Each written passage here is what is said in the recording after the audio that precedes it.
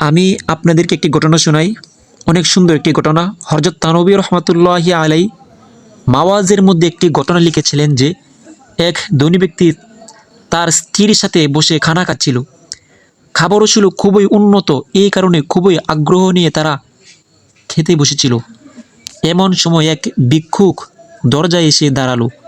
এটা তাদের অপছন্দ হলো, তাদেরা খুব বিরক্ত হলো, তাদের এটা ভালো লাগলো না। ফলে ভিক্ষুককে খুব ধমকিয়ে অপদস্থ অপমান করে তারা তাড়িয়ে দিল। আল্লাহ তাআলা হেফাজত করুক। কখনো কখনো কখনো মানুষের দু একটি আমল এমন হয়ে যায় যে আল্লাহর গজবকে ডেকে আনে। যাই হোক, অল্প কিছুদিনের মধ্যেই ওই দম্পতির মধ্যে ঝগড়াঝাটি অমিল শুরু হলো। এমনকি তালাক পর্যন্ত বিচ্ছেদের মতো তিক্ত ঘটনা ঘটল। স্ত্রী বাপের বাড়ি চলে গেল, গিয়ে ইদ্যতের 4 মাস 10 দিন পূর্ণ করলো। এরপর তার অন্যত্র দ্বিতীয়বার আবার বিবাহ হলো। এই দ্বিতীয় স্বামীও ছিল খুব ধনী। একদা তারা দুজন খেতে বসলো একদিন। এমন সময় একজন ফকির দরজায় এসে দাঁড়ালো। স্ত্রী বলল, আমি ইতিপূর্বে এভাবে এক দুর্ঘটনায় পড়েছিলাম, আমার ভয় হয় আবার আল্লাহর কোনো গজব যেন না হয়, সুতরাং আগে এই ফকিরকে কিছু দিয়ে আসি।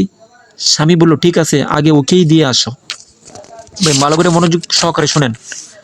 স্ত্রী দরজায় অপেক্ষমান ফকিরকে কিছু দিতে গিয়ে লোকটাকে দেখে চমকে ওঠে।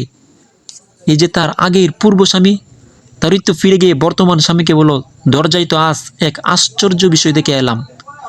এই ফকির যে আমার পূর্ব স্বামী ছিল, যে ছিল খুবই ধনী ও বিত্তমান। আমি আর সে একবার খেতে বসেছিলাম, তখন দরজায় একজন ভিক্ষুক এসেছিল, তাকে সে ধমকিয়ে তাড়িয়ে দিয়েছিল, যার ফলে আজ তার এই অবস্থা।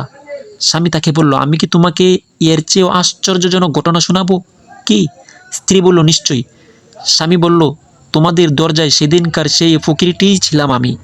আল্লাহ তাআলা ওই ব্যক্তির ধন দৌলত ওই ব্যক্তিকে দিয়েছেন, আর আমার এই ব্যক্তির অভাব অনটন ওই ব্যক্তির সঙ্গে ঝুলিয়েছেন। আল্লাহ তাআলা আমাদের যাবতীয় মন্দ অবস্থা থেকে হেফাজত করুক। নবীজি সাল্লাল্লাহু আলাইহি ওয়াসাল্লাম আল্লাহর আশ্রয় চেয়ে দোয়া করেছেন যে, হে খুদা, সচ্ছলতার পর অসচ্ছলতার হাত থেকে তোমারই আশ্রয় চাই। যাই হোক না, যে কোনো ধরনের প্রাথমিকে ধমকিয়ে তাড়িয়ে দেওয়া উচিত নয়। অবশ্য কোনো না কোনো সময় এমন পরিস্থিতি এসে যায় যে তখন দমকবার প্রয়োজন পড়ে না। উলামায়ে কেরাম বিশেষভাবে সতর্কতা করেছেন যে এর অনুমতি দান করেছেন। তবু যতদূর সম্ভব চেষ্টা করবে যাতে এই পর্যায়ে পৌঁছবার প্রয়োজন না হয়, বরং প্রথমেই কিছু দিয়ে বিদায় করে দেবে।